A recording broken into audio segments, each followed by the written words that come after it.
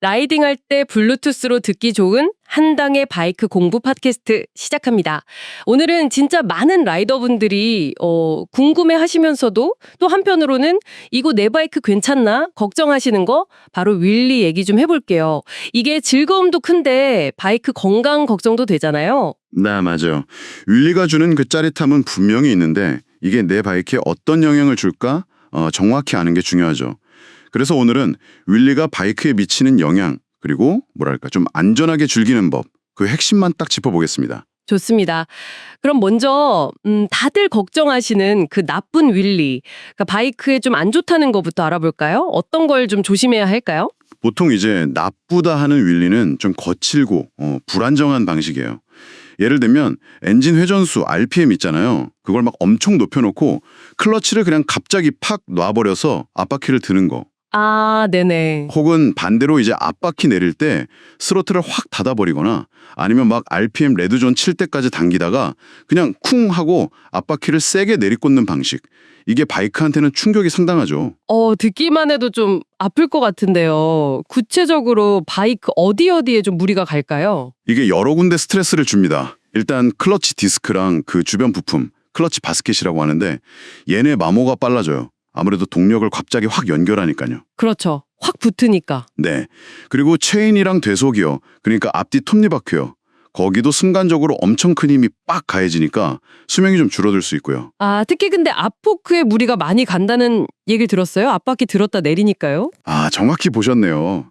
그 앞바퀴 충격 흡수하는 포크에 반복적으로 특히 쿵 하고 강하게 충격이 가면요. 그 안에 포크 실이라고 오일 새지 말라고 막아주는 고무 부품이 있거든요. 네네, 알죠. 그게 터질 위험이 커져요.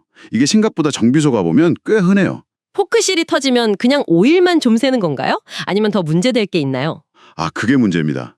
포크 오일이 흘러나와서 브레이크 디스크나 패드 같은 데 묻잖아요. 네. 그러면 제동력, 그러니까 바이크 멈추는 성능이 진짜 심각하게 확 떨어져요. 정말 위험할 수 있죠.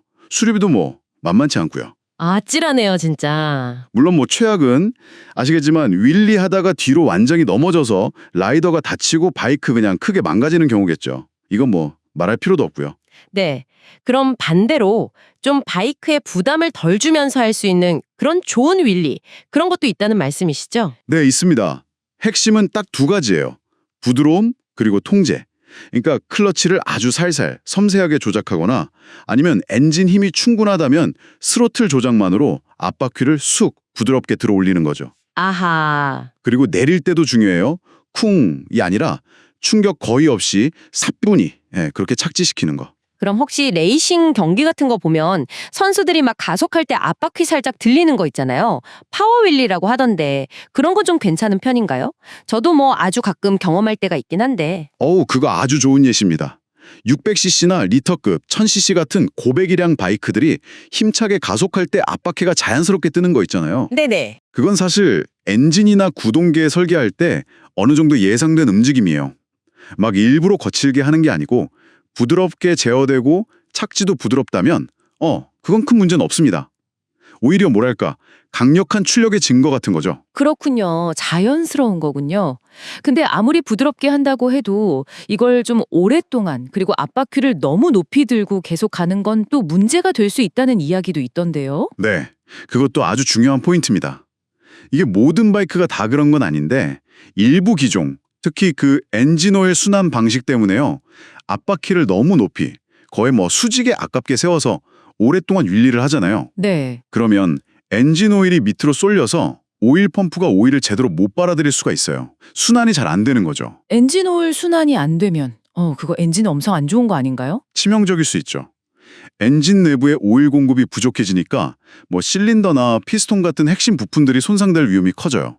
예를 들어서 스즈키 SV650 같은 특정 모델들이 이런 오일 부족 문제에 좀 상대적으로 민감하다. 이렇게 알려져 있기도 하고요. 아, 특정 기종은 더 조심해야겠네요. 네, 그러니까 내 바이크 특성을 좀 아는 게 중요하죠.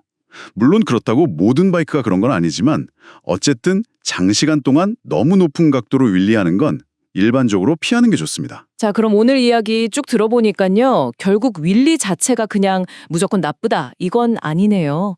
어떻게 하느냐가 핵심인 거고. 그렇죠. 좀 거칠고 막 충격 주는 방식은 피해야 하지만 부드럽고 잘 통제하면 비교적 괜찮다.